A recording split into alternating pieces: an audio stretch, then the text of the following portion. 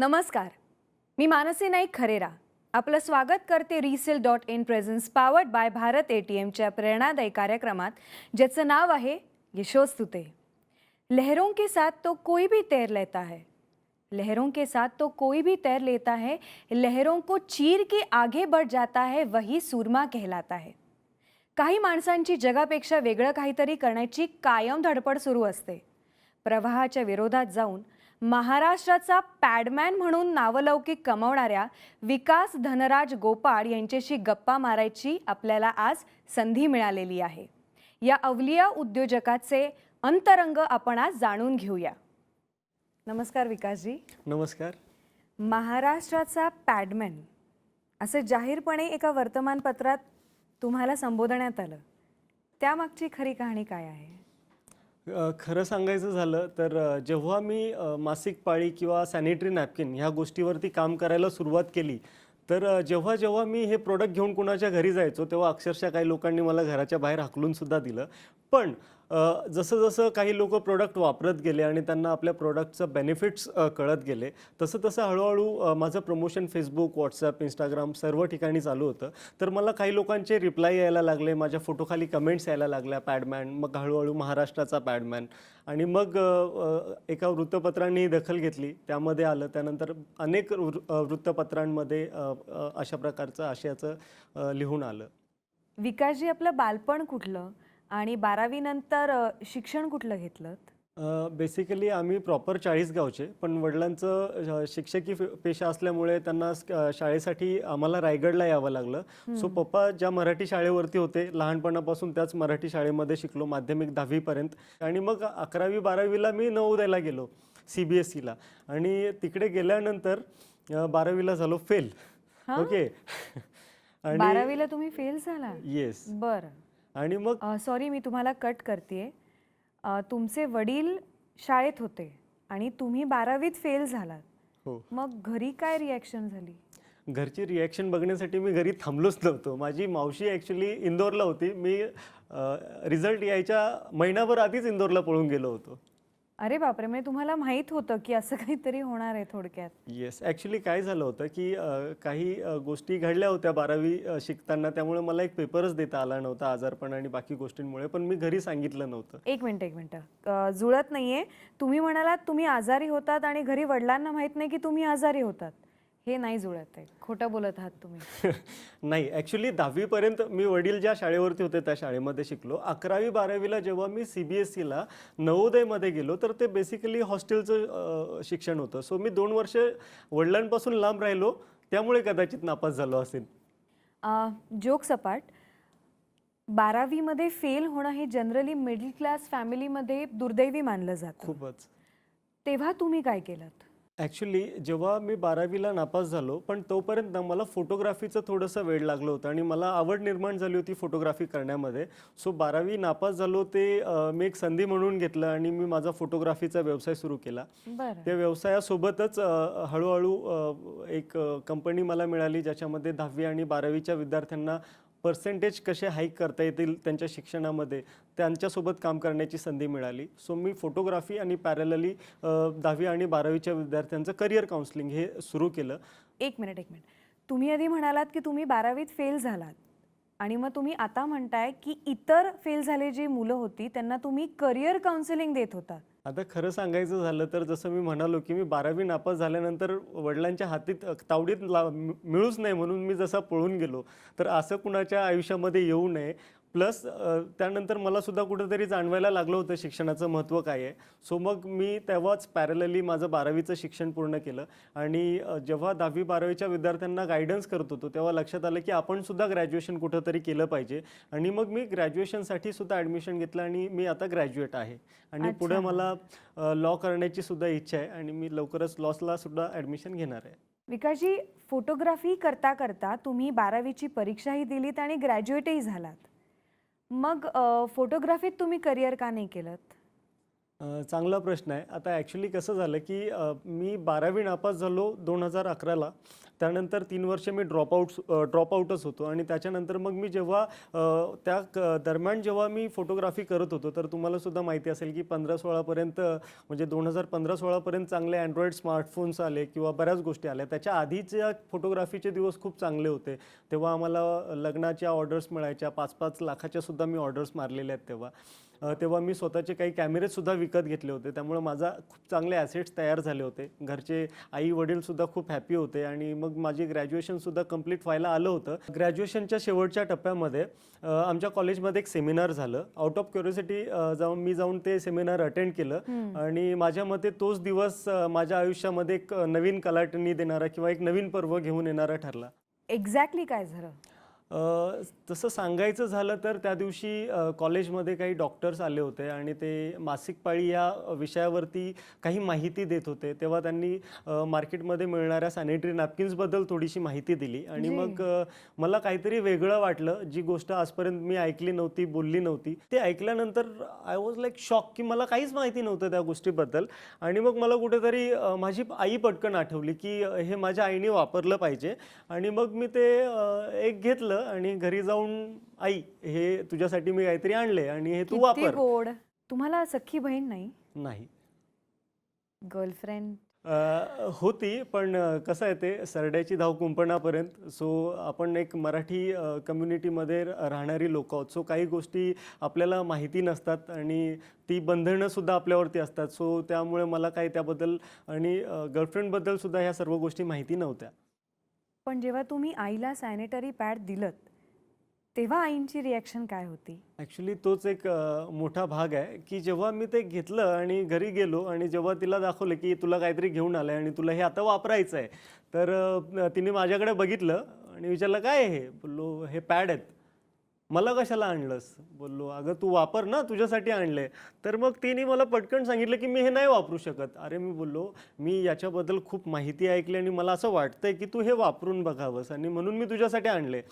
तर तिने पुन्हा 1 मिनिटं विचार केला आणि त्यानंतर मला सांगितले, की "मला कळतंय, पण मी नाही वापरू शकत." मी म्हटलं, "का?" तर ती मला म्हणाली, की "माझी पिशवी काढलेली आहे." तरी म्हणजे बघा, माझं एज तेव्हा नाही म्हणालं तरी एक 23-24 असेल मी. पण तेव्हासुद्धा मला पिशवी काढल्यानंतर पाळी निघून जाते हे मला माहीत नव्हतं. हे माहीत नव्हतं. Yes, yes. एवढं अज्ञान होतं. कारण आपल्या मराठी घरांमध्ये ह्या गोष्टींबद्दल बोललंच जात नाही. So traditional point of view असल्या कारणाने थोडे मर्यादा. Right, right. खूप मर्यादा असतात, त्यामुळे बोललंच जात नाही. त्यामुळे माहिती नव्हतं. मग मी म्हटलं, की "काय होतंय, पिशवी काढले, तू वापर." सो ती थोडीशी रागवली, की आता मला पिशवी काढल्यामुळे पाळीच नाही येणार आहे आणि त्याच्यामुळं मी नाही वापरू शकत."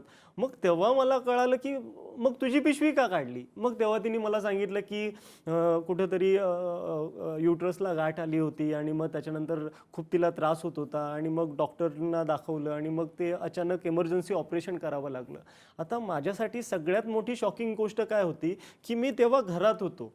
मी घरात असताना सुद्धा माझ्या आईच्या शरीरातला एक पार्ट काढला गेलाय हे मला घरात असून सुद्धा माहिती नव्हतं आणि हेच खूप जास्त शॉकिंग होतं माझ्यासाठी. मग मी ठरवलं, की आता आपण ह्या गोष्टीमध्ये थोडासा अभ्यास करूयात किंवा थोडीशी माहिती घेऊयात. म्हणून काही मैत्रिणींना अप्रोच केला, की बाबा मला याच्याबद्दल तू काय सांगशील का? अँड दे आर लाईक, त्यांनी मला ब्लॉक करायला सुरुवात केली. मग एक 2-3 मैत्रिणींनी ब्लॉक केल्यानंतर मग माझी तर कुणाला विचारायची हिंमत झाली नाही. मग ज्याचं कोणी नाही त्याचं यूट्यूब. सो मग मी थोडंसं यूट्यूबवरती आणि काही सोशल मीडियावरती जाऊन त्याच्याबद्दल थोडीशी माहिती गोळा करण्याचा प्रयत्न केला. आपला भारत देश सोडून बाहेरच्या देशांमध्ये सुद्धा सॅनिटरी नॅपकिनबद्दल कशा प्रकारच्या कल्पना आहेत किंवा कशा प्रकारे ती गोष्ट हाताळली जाते त्याच्यावरती अभ्यास करायला सुरुवात केली. आणि मग त्याच्यानंतर मला खूप सुंदर सुंदर गोष्टी कळत गेल्या, की आज आपल्या मार्केटमध्ये इंडियामध्ये ज्या मिळणाऱ्या गोष्टी आहेत त्याच्यामुळं महिलांना काय प्रॉब्लेम होत आहेत आणि जर आपण बाहेरच्या टेक्नॉलॉजीचं काहीतरी जर आपल्या इंडियामध्ये पुटअप केलं तर नक्कीच महिलांना फायदा तर होईल आणि एक व्यावसायिक दृष्टिकोनातून मला सुद्धा काहीतरी करण्याची संधी मिळेल. तर सामाजिक आणि व्यावसायिक हे दोन्ही दृष्टिकोन समोर ठेवून मग मी ह्या गोष्टीचा शुभारंभ करायचं ठरवलं. पण मग फोटोग्राफीचं काय झालं? आता खरं म्हणायचं झालं तर फोटोग्राफीमुळं फायदाच झाला होता आणि मग त्याच्यामुळे काही कॅमेरे वगैरे घेतले होते. मग हे करायचं ठरवल्यानंतर मग ठरलं, की आता आपल्याला काहीतरी याच्यामध्ये पैसे इन्व्हेस्ट करावे लागणार. आणि मग जेव्हा हिम्मत करून वडिलांसोबत बोलायचं ठरवलं तर मग त्यांनी तर सांगितलं की हे असं काहीतरी करायचं असेल तू आयुष्यभर घरामध्ये बसलास तर मी तुला घरामध्ये ठेवीन आणि तुझं जे हवंय ते करीन, पण तू असं काही करू नकोस. पण मग मी त्यामध्ये एवढा इन्व्हॉल्व झालो होतो की मला करायचंच होतं. मग मी करायचंच होतं म्हणजे नक्की काय करायचं होतं? सॅनिटरी नॅपकिनवरती काम करायचं होतं.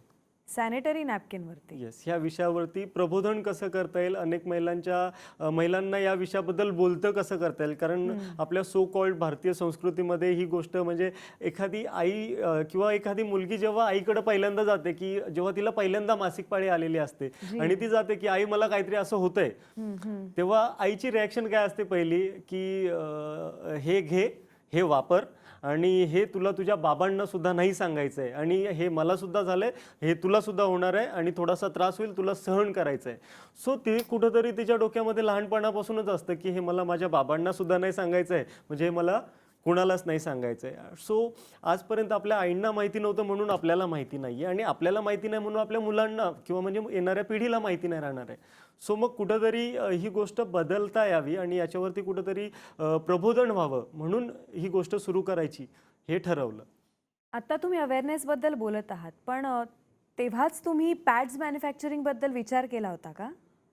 नक्कीच. जसं मी तुम्हाला सांगितलं की मी जेव्हा यूट्यूबवरती वगैरे माहिती सर्च करायला सुरुवात केली तेव्हा मला कळालं की आपल्या भारतामध्ये मिळणारे सॅनिटरी पॅड आणि आपल्या बाहेरच्या देशांमध्ये मिळणारे सॅनिटरी पॅड याच्यामध्ये खूप तफावत होती आणि आपल्याकडे मिळणाऱ्या नॅपकिनमुळे आज म्हणजे 40 वर्षा आधीच्या महिला आणि मागच्या 40 वर्षामध्ये ज्या महिला आहेत त्यांना आलेले त्रास, त्यांना होणारे प्रॉब्लेम्स, आज अनेक महिलांना मुलं बाळ होण्यासाठी सुद्धा प्रॉब्लेम येत आहे. म्हणजे आपण जर आपल्या आजी आजोबांचा विचार केला तर 8-8, 9-9 भावंड कुठं आणि आता एकही मूलबाळ न होणारी महिला कुठं. तर कुठंतरी ही गोष्ट मला कळत होती आणि मग हे का होत असेल तर मासिक पाळीबद्दल जो अवेअरनेस केला जात नाहीये आणि त्याच्याबद्दल ज्या गोष्टी त्या महिलेपर्यंत पोहोचत नाही आणि त्याच्यामुळे तिचे हायजीन मेंटेन होत नाहीये.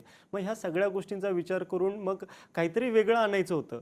मग मार्केटमध्ये मिळणारे पॅड म्हणजे काय, मग ते ओले राहतात. तुम्ही स्वतः काही पॅड वापरले असतील तर तुम्हाला माहिती आहे की शरीराची दुर्गंधी येते, बऱ्याच वेळेला इन्फेक्शन होतं, रॅशेस आलेले असतात, इरिटेशन होत असतं. त्या दिवशी घरामध्ये समजा नॉर्मल महिलेच्या पिरियड्स चालू आहेत आणि तिच्या घरी कोण पाहुणे आले तर ती काय करते, घरामध्ये भांडे आपटते, तुम्हाला सगळं माहितीच आहे. सो मग याच्यापेक्षा वेगळं काय तर मग मार्केटमध्ये अँटीबॅक्टेरियल आणि अँटी कॅन्सर सॅनिटरी नॅपकिन ही कॉन्सेप्ट लॉन्च करण्याची माझी तेव्हा मनामध्ये इच्छा आली, कारण भारतामध्ये हे आजपर्यंत कोणी केलं नव्हतं. सो मग भारतामध्ये पहिल्यांदा अँटी कॅन्सर सॅनिटरी नॅपकिन हा आपण आपल्या कंपनीमार्फत लॉन्च केलेला आहे. मला खरंच कौतुक वाटतंय, एवढं सगळं नॉलेज तुम्ही यूट्यूबवर मिळवलंत. हो. खरं म्हणायचं गेलं तर यूट्यूबवरती खूप माहिती आहे आणि जशी जशी मी सर्च करत गेलो मला खूप चांगल्या चांगल्या गोष्टी कळत गेल्या आणि मग मी त्याचं थोडंसं काही माहिती वेगळी संग्रहित केली आणि मग त्याच्यावरती अभ्यास करून आपल्याला काय वेगळं करता येईल यावरती प्रिपरेशन केलं. हे सगळं सुरू करण्यासाठी भांडवल कसं अरेंज केलं तुम्ही आणि कुठे सुरुवात केलीत? खरं सांगायचं झालं तर भांडवल उभं करण्यासाठी मला माझे कॅमेरे खूप कामात आले. मला त्यांना विकावं लागलं आणि जेव्हा ते विकले तेव्हा माझ्याकडे एक सर्टन अमाऊंट उभी झाली. पण आता जे इन्व्हेस्टमेंट मला जेवढी लागणार होती ती तेवढ्यातून येणार नव्हती. मग मला कुठेतरी पार्टनरची सुद्धा गरज होती. सो मग मी माझ्यासोबत प्रिया चांदोरकर म्हणून माझ्या पार्टनर आहेत त्यांना घेतलं. माझे 2 लहान भाऊ त्यांनी मला खूप सपोर्ट केला ह्या गोष्टीसाठी आणि मग आम्ही सुरुवात केली. याच्यामध्ये माझे एक फ्रेंड आहेत त्यांनीसुद्धा मला फायनान्शियली थोडासा बॅकअप देण्याचा प्रयत्न केला आणि काही महिन्यांमध्येच मी त्यांचे ते पैसेसुद्धा रिटर्न करण्याचा त्यांना कमिटमेंट केली होती. त्यानुसार मी ते केलं. पण तुमच्या माध्यमातून किंवा आज रिसेलच्या माध्यमातून मी त्या सगळ्यांचे थँक्यू म्हणेल की त्यांनी तेव्हा माझ्यावरती विश्वास ठेवला. कारण तेव्हा अशी सिच्युएशन होती की मी अनेक मित्र जे जवळचे एकदम मित्र आपण ज्यांना म्हणतो यांच्यापर्यंत गेलो होतो की आपल्याला बिझनेस चालू करायचा आहे. ते काय बिझनेस चालू करायचा आहे, सांग काय करायचं आहे. आणि ते चांगले म्हणजे धनाढ्य लोक की काय करायचं आहे सांग, मी आपल्याला सॅनिटरी नॅपकिन मासिक पाळी सॅनिटरी नॅपकिन मासिक पाळी ऐकल्यानंतर ती लोक 4 हात लांब निघून जायचे, 8-8 10-10 बापरे. दिवस माझा फोन सुद्धा घ्यायची नाहीत. मग त्यानंतर मग तुम्ही समजू शकता, मग मला माझे कॅमेरे विकल्याशिवाय तर ऑप्शनच नव्हता. कॅमेरे विकल्यानंतर जी काही फंडिंग जमा झाली त्याच्यातून त्या गोष्टी होणार नव्हत्या. मी जेवी करायचं ठरवलं आणि पालघरमध्ये माझे एक पाटील म्हणून फ्रेंड आहेत. सो त्यांच्याकडे गोडाऊन वगैरे होतं. मग त्या गोडाऊनमध्ये एक छोटासा सेटअप आणि एक 10 महिलांना आणि एक छोटंसं असेंब्लिंगचं मशीन आम्ही घेतलं आणि काम चालू केलं. बेसिकली आपल्या प्रोडक्टमध्ये जी टेक्नॉलॉजी, जे मी तुम्हाला सुरुवातीला सांगितलं की भारतातला पहिला anti cancer sanitary pad, so ती जी अँटी कॅन्सर अँटीबॅक्टेरियल स्ट्रीप आहे, ज्याला ग्राफिन ॲनियन स्ट्रीप असं नाव दिलेलं आहे आपण, तर ही स्ट्रीप आपण बाहेरून इम्पोर्ट केली, जे म्हणजे साऊथ कोरियावरून. आणि मग ते जेव्हा असेंब्लिंग युनिट चालू झालं तेव्हा सुरुवातीला फक्त 10 लेडीज होत्या.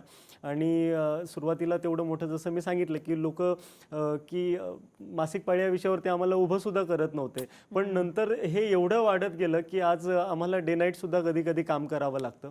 आणि गमतीची गोष्ट अशी की जेव्हा माझं लग्न झालं होतं, लग्न झाल्यानंतर जशी माझी वाईफ रिटर्न तिच्या घरी जात होती, ती तिच्या घरी पोचायच्या आधी मी मुंबईमध्ये पोचलो होतो कंपनी चालू करण्यासाठी. मी नारळ फोडला, शुभारंभ केला, कंपनी चालू केली आणि चालू केल्यानंतर आजपर्यंत आपल्या कंपनीमध्ये 5,000 पेक्षा जास्त महिला आहेत ज्या सक्सेसफुली आपला हा बिझनेस करत आहेत. वाव. ओके. आणि अनेक महिला आहेत ज्यांनी लॉकडाऊन असून सुद्धा, म्हणजे लॉकडाऊनमध्ये तुम्हाला माहितीच असेल मागच्या 2 वर्षामध्ये अनेक लोकांना उपासमारीची सुद्धा वेळ आलेली आहे. पण अगदी. आपल्या कंपनीच्या माध्यमातून ह्या 5,000 महिलांमध्ये काही महिलांच्या घरी 500 रुपये, काही महिलांच्या घरी महिन्याला 1,000 रुपये, काही महिलांच्या घरी महिन्याला 5,000पासून 50,000 रुपयापर्यंत सुद्धा अमाऊंट गेलेली आहे. आणि काही लोकांनी आतापर्यंत आपल्या कंपनीमध्ये 5 लाख ते 8 लाख रुपयापर्यंतचा सुद्धा टर्नओव्हर किंवा बिझनेस कमवलेला आहे. म्हणजे जी घरात काम करणारी महिला, चूल आणि मूल इथपर्यंत मर्यादित होती, तिला मी कुठेतरी एक स्वतः व्यावसायिक बनवलंय.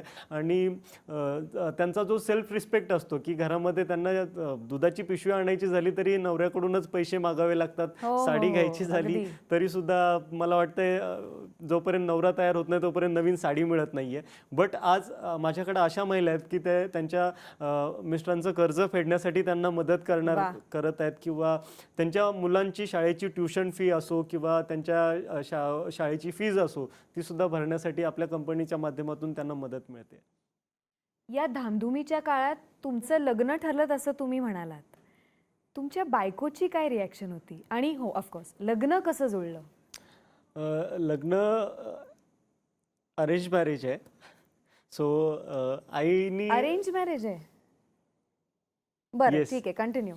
आईनी जी मुलगी ठरवली तिच्यासोबत लग्न करायचं मी लहानपणीच ठरवलं होतं, त्यामुळे मी तसं केलं. जी. आणि जेव्हा मी लग्न करणार होतो तेव्हाच त्याच पिरियडमध्ये माझ्या डोक्यात चालूच होतं की आपल्याला काहीतरी बिझनेससुद्धा सुरू करायचा आहे. सो मी तिला आधीच कल्पना दिली होती की मी बिझनेस करणार आहे आणि मी काय बिझनेस करणार आहे याबद्दल तिलासुद्धा माहिती होती.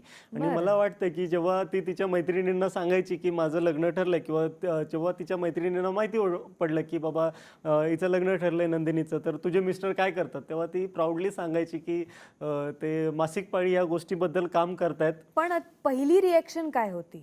पहिली रिॲक्शन? आपण जसं मी मध्यमवर्गीय फॅमिलीतून येतो, सो मध्यमवर्गीय फॅमिलीच्या मुली ज्या असतात तशीच रिॲक्शन होती की जमणार आहे ना तुम्हाला नक्की. म्हणजे असं पॉझिटिव्ह रिॲक्शन येस होतं. येस. आणि वाईफच्या घरच्यांची रिॲक्शन?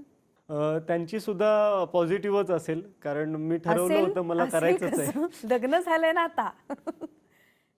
नाही, पॉझिटिव्ह होते. आणि आता जे काही माझं काम चाललंय त्यानुसार मला वाटतं ते सुद्धा खूप खुश आहेत माझ्या कामावरती. अच्छा. आणि पण वाईफनी सुद्धा खूप वाईफनी support कधी केला. सांगितलं नाही की तेव्हा त्यांची अशी रिॲक्शन होती हळूच कधी? हां, म्हणजे मी विचारलं सुद्धा नाही. कारण जनरली मुलीच्या घरी असं असतं की मुलगा इंजिनियर हवा, डॉक्टर हवा, पण पॅडमॅन हवा. तेव्हा मला सुद्धा माहिती नव्हतं की मी पॅडमॅन बनणार आहे. ती तर माझी सुरुवात होती. विकासजी, आपली संस्था सुरू होऊन नक्की किती वेळ झाला? कंपनी सुरू केली आणि पुढच्या 4 महिन्यातच लॉकडाऊन झालं. अय्या, म्हणजे अलीकडेच. येस. सो कंपनीचं नाव आपण ठेवलं we are more solutions private limited. So जी. कंपनीच्या नावातच सोल्युशन्स आहे. सो प्रत्येक गोष्टीवरती सोल्युशन काढण्याचं काम आम्ही करत गेलो. लॉकडाऊन जरी झाला तरीसुद्धा काही काळानंतर संचारबंदी होती आणि जे काय मेडिकलमध्ये जे प्रोडक्ट्स होते मार्केटमध्ये मिळणारे, हे जेव्हा संपले तेव्हा ॲक्च्युअल प्रोडक्ट मार्केटमध्ये मिळत नव्हतं. तेव्हा आमच्या कंपनीतील बऱ्याचशा फ्रँचायसी होल्डर्सनी घरोघर जाऊन सुद्धा प्रोडक्ट दिले. बऱ्याचशा डिस्ट्रीब्युटर्सनी घरोघरी जाऊन प्रोडक्ट देण्याची डिलिव्हरी करण्याचं काम केलं. त्या काळामध्ये मोठ्या प्रमाणात कुरिअर चार्जेस वाढलेले होते, तरीसुद्धा लोकांनी मोठ्या प्रमाणात ह्या प्रोडक्टला वापरण्याचा विचार केला आणि काळाची गरज होती ना. Yes yes. कारण मासिक तिथं झालं दर महिन्याला येणारी. आता जरी लॉकडाऊन असला तरी ती थांबणारी नाही आहे ना. सो दर महिन्याला प्रोडक्ट तर लागत होतं पण मार्केटमध्ये अवेलेबलच नव्हतं आणि तेव्हा आम्हाला उलट जास्त त्याचा फायदा झाला हे प्रोडक्ट पोहोचवण्यासाठी. चॅलेंजेस खूप आले कारण आपण बाहेर पडू शकत नव्हतो, पण हे हेल्थकेअरचंच प्रोडक्ट आल्यामुळं कुठेतरी आम्हाला हे प्रोडक्ट पोहोचवण्याची संधी मिळाली आणि आम्ही पोहोचवण्यामध्ये ते मोठ्या प्रमाणात यशस्वी झालो असं मी म्हणेन. कारण त्या 4 महिन्यामध्ये जो काही काम केलं नव्हतं ते उरलेल्या ह्या लॉकडाऊनच्या 2 वर्षामध्ये आपण कुठेतरी खूप मोठी भरारी घेतलेली आहे. जसं मी तुम्हाला सांगितलं की 5,000पेक्षा जास्त महिला आज आपल्याकडं काम करतात. म्हणजेच काय, हा व्यवसायच मी अशा पद्धतीने प्रोजेक्शन केलं की महिलांसाठी करण्याचा व्यवसाय, जेणेकरून कुठलीही महिला खूप इझिली जाऊन त्या दुसऱ्या महिलेकडे की मला पॅड हवाय आणि कम्फर्टेबली मागू शकेल. विकासजी, मार्केटमध्ये अवेलेबल असलेले इतर सॅनिटरी पॅड्स आणि तुमचं प्रोडक्ट यामध्ये काय फरक आहे आणि तुमचे जे प्रोडक्ट रेंज असतील त्याबद्दल माहिती द्या ना. फरक सांगायचं झालं तर खूप मोठी तफावत आहे. मार्केटमध्ये मिळणारे सॅनिटरी पॅड मी असं म्हणेल की खूप वाईट आहे असं नाही म्हणणार, पण मार्केटमध्ये मिळणारे सॅनिटरी पॅड हे पूर्णपणे प्लॅस्टिकपासून बनलेले आहेत. आता दर महिन्याला हे वापरायचं आहे आणि त्यानंतर तुम्ही डिस्पोज कसं करणार आहात? कारण कुठलाही पॅड हा डिस्पोज होण्यासाठी पुढचे 500 ते 800 वर्षे लागणार आहेत. तर आता तुम्ही विचार करा की फक्त महाराष्ट्राचा विचार केला तर महाराष्ट्रामध्ये 11 करोड लोकांपैकी एक 5-6 करोड लेडीज आहेत. त्याच्यामध्ये म्हणजे मेन्स्ट्रुएटिंग लेडीज आपण पकडूयात की एक 2 करोड असतील. तर 2 crore ladies into 5 pad per month. तर विचार करा की किती मोठा कचरा तयार होतोय आणि जो कधीच डिस्पोज होऊ शकत नाहीये. मग या सगळ्या गोष्टींचा विचार करून आपण काय केलं तर आपण सगळ्यात पहिली गोष्ट पूर्णपणे ऑर्गॅनिक आणि बायोडिग्रेडेबल सॅनिटरी पॅड आणले. येस. म्हणजे जसं मी तुम्हाला सांगितलं की भारतातला पहिला anti cancer sanitary napkin, antibacterial sanitary napkin, plus तो तुम्ही वापरल्यानंतर कुठे खड्डा करून पुरा, वरतून थोडंसं पाणी टाका, 7 दिवसात माती होऊन जाते. टॉयलेटमध्ये, वॉशरूममध्ये, नदीमध्ये, नाल्यामध्ये तुम्ही टाकून द्या, 1 महिन्यात पाण्यामध्ये पाणी होऊन जाईल. सो हे पूर्णपणे ऑर्गॅनिक आणि बायोडिग्रेडेबल आहे. सो सगळ्यात महत्त्वाचं आपलं सॅनिटरी पॅड प्रो विंग्स हा ब्रँड नेम आहे आपल्या प्रॉडक्टचा.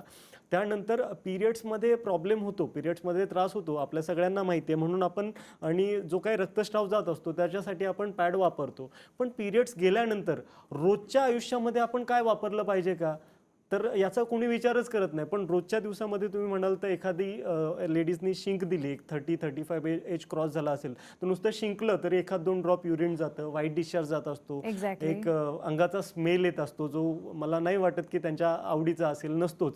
मग ह्या सगळ्यावरती सोल्युशन काय आहे का? नाही. मग आपली पर्सनल हायजीन मेंटेन होते का?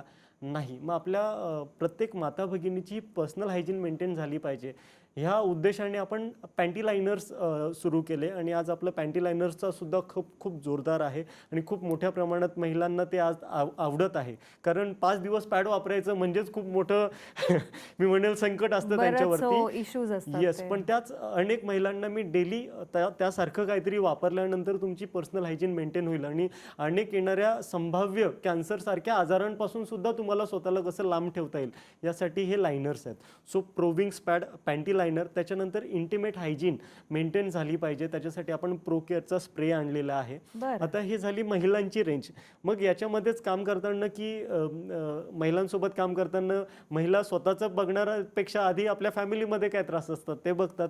मग कुणाचे प्रॉब्लेम्स याचे की आमच्या घरामध्ये कुणाला संधिवात आहे, कुणाला BP आहे, कुणाला शुगर आहे. सो मग आपण लॉकडाऊनमध्येच पियुष न्यूट्री फार्मा म्हणून एक फार्मास्युटिकल कंपनी आहे ती टेक ओव्हर केली आणि त्याच्यामध्ये आपण आयुर्वेदिक प्रॉडक्टचं मॅन्युफॅक्चरिंग चालू केलेलं आहे.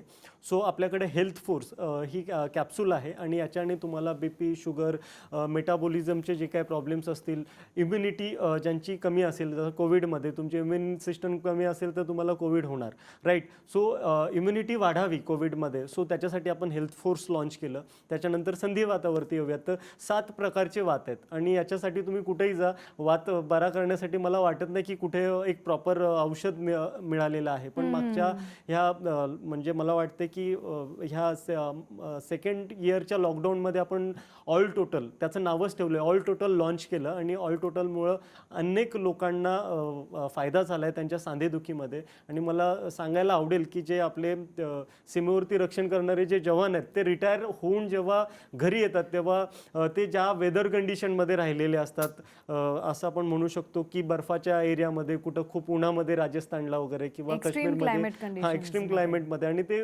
कुठेही त्यांची ट्रान्सफर होत असते. आणि मग जेव्हा ते रिटायर होऊन घरी येतात तेव्हा त्यांची पूर्ण शरीरामध्ये एवढे त्रास होत असतात. पण आज अनेक रिटायर्ड आर्मीचे जे लोक आहेत ते आपलं प्रोडक्ट ऑल टोटल घेत आहेत आणि त्यांचा बऱ्यापैकी त्रास कमी झालेला आहे. पण विकासजी, मला हा आउट ऑफ क्युरिओसिटी हा प्रश्न आहे की बऱ्याचशा मुलींना किंवा महिलांना हेवी फ्लोचा त्रास असतो. तर तुम्ही म्हणालात की तुमचं प्रोडक्ट हे ऑर्गॅनिक आहे, तर हेवी फ्लोमध्ये ऑर्गॅनिक प्रोडक्ट कसं काय चालेल? कारण हे एक्स्ट्रीम थॉट प्रोसेस आहे. जरी हे प्रोडक्ट ऑर्गॅनिक असलं तरी हे फक्त कॉटनपासून बनलेलं आहे असं मी तुम्हाला सांगितलं पण ते तर नाही. इतरही आहेत. येस, मला तेच म्हणायचं की आपल्या नॅपकिनमध्ये आपण अशी टेक्नॉलॉजी वापरलेली आहे ज्याच्यामध्ये कितीही फ्लो झाला तरी सुद्धा तो पॅडच ओला होणार नाही, पूर्णपणे ड्राय पॅड राहतो. पण त्याचे रिव्हर्स इफेक्ट नाही आहेत? काहीच नाही, कारण त्याच्यामध्ये आपण जी स्ट्रीप वापरलेली आहे ती अँटीबॅक्टेरियल आहे. कारण माहिती आहे ना, ऑब्व्हियसली, म्हणजे तुम्हाला माहितीच असणार की डे मध्ये महिलांना एकतर पहिली गोष्ट कंटाळा असतो पॅड बदलण्याचा. कारण कधी कधी ते हाऊसवर्क मध्ये बिझी असतात, कधी जॉब मध्ये बिझी असतात, मुलांच्या पाठीमागे असतात, इतर काही जे कारणं असतील. तर त्यामध्ये जनरली जेव्हा advisable, if I am not wrong, दर 1.5 तासाला, 2 तासाला किंवा अगदीच ह्याच्यामध्ये 3 तासाला पॅड बदललं पाहिजे.